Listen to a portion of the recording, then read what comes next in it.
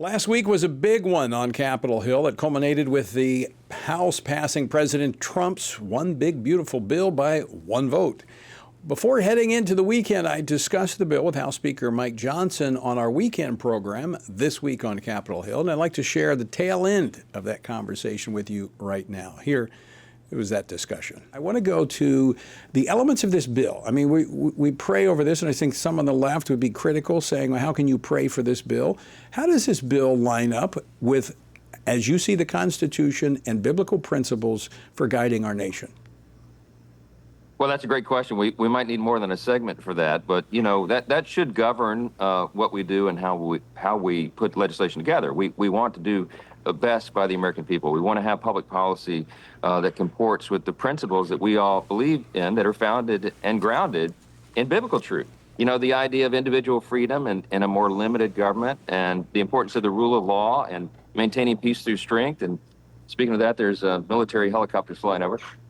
You know, we want to make sure that we have fiscal sanity, responsibility, that we handle the treasury and the treasure of the American people responsibly.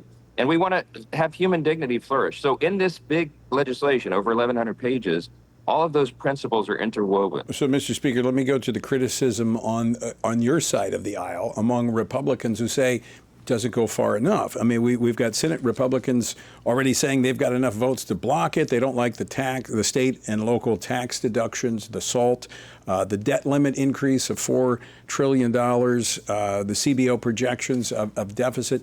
I mean, how do you address those?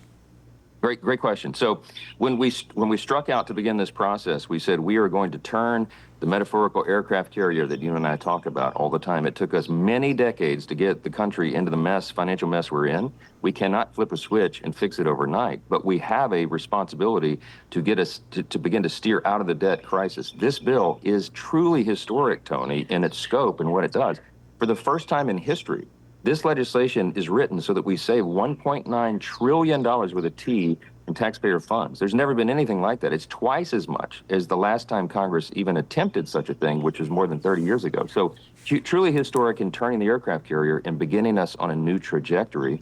And in the process of that, we're going to extend the debt limit, not because we're going to spend more money, but because you have to do that to show the bond markets and the rest of the world that America is good on its debts. And that must be done. Everybody knows that. But President Trump is insistent about it. He says, we're not raising a ceiling to spend it. We're extending the deadline so that we can get our fiscal house in order. This is a really important thing. The CBO, the Congressional Budget Office, scored it and said it's going to add to the deficit. The last time they scored a big bill like this, Tony, was the TCJA, the Tax Cuts and Jobs Act in the first Trump administration.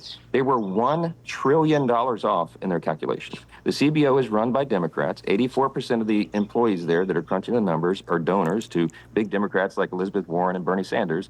So we dismiss that. What they do not count for, Tony, is the pro-growth policies in this bill that is going to grow the U.S. economy, and that is how, in a combination with savings, we're going to get ourselves out of this mess. So it's safe to summarize, Mr. Speaker, that this 1,000-mile journey back to sanity begins with the first step, and this is moving us back in that direction. It is, and it's not just one step. It's a giant leap forward. Russ Vought, who runs the Office of Management and Budget in the White House in the Trump administration, a famous fiscal hawk, wrote as much on his social media post over the last week. He said, listen, we can't turn it overnight. This is a massive leap forward. It's by far the most savings that any Congress has done. And Tony, we did it out of the House with a 3-vote margin. It's not an easy lift, but we got it done. Do you think this reality is settling into Republicans? By the way, I would just say, and we go back to the process before of you giving everybody a voice, I actually think the bill turned out much better at the end of the process because, like the Freedom Caucus, they were working and they actually achieved some things, which I think you're happy with, that ultimately will get this down the road and should satisfy many of those in the Senate. Of course. And, look, me and my heart, my background. I mean, I can make an argument. I'm the most conservative, philosophically the most conservative person in the House, but I've got to get 217 or 218 votes to advance anything, 217 this week because of vacancies. So in order to do that, you've got to get people to come along who don't necessarily share that conviction. But I will say this, you're exactly right.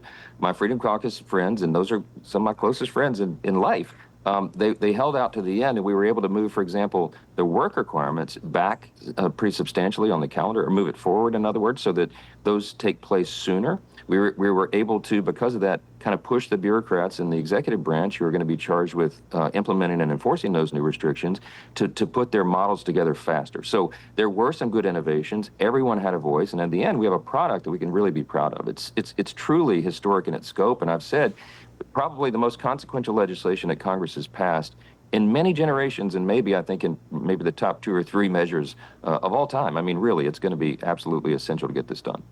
All right, Mr. Speaker, final question, 30 seconds. What's next? When will this hit the president's desk in your projections? Well, the ball's in the Senate's court now, and I'm already talking with all of our friends and colleagues on the other side, and I've encouraged them to please make as many minor modifications to this as possible, because if they dramatically change the product, it presents an extraordinary challenge for us. As you know, in the House, we achieved a very delicate balance, and we can't disturb that too much. That was my conversation this weekend with House Speaker Mike Johnson. You can hear the entire program on the Stand Firm app. If you don't have the Stand Firm app, go to the App Store, get the Stand Firm app, or text app to 67742, and I'll send you a link so that you can stay up to date with what's happening.